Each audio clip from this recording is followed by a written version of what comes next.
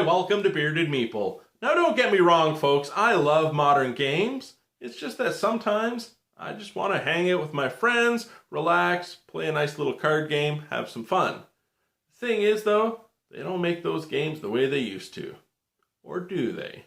Today, we're going to take a look at a card game that plays 3 to 5 people, ages 8 plus, and it plays in about 20 minutes. It has a classic game feel to it, and that's really what drew me into playing it, and I loved it. It's designed by Odd Hackwelder and brought to us by CSE Games. It's 10 Down. Let's take a look at it. In the game, there are 100 cards in 5 different colors, numbered 1 to 10, and there's 2 of each set. The first player to collect 10 tokens will win. There's the basic version, or the more advanced version, the color missions, where you're trying to collect specific colors of tokens. Let's take a look at the gameplay. Each player is dealt 10 cards. The remaining cards become the draw deck. You reveal 3 cards. In a 5-player game, you would reveal 4. On your turn, you draw a card and add it to your hand. If you draw from the deck, you are able to discard the card you picked up. If you draw from the piles, that card remains in your hand and you have to discard another. As the game progresses, the piles will grow. However, if you draw a card and it creates a blank in one of the piles, your discard must go in that spot. And that's part of the strategy of the game. As you get to realize what people are trying to collect, you're going to discard onto certain piles covering cards they need.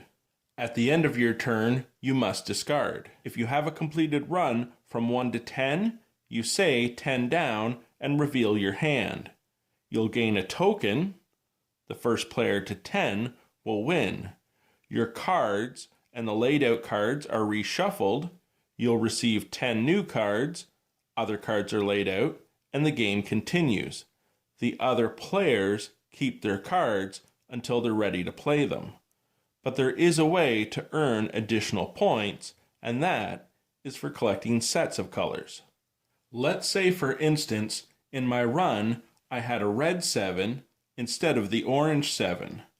I would receive an additional token for a color run of 3 cards.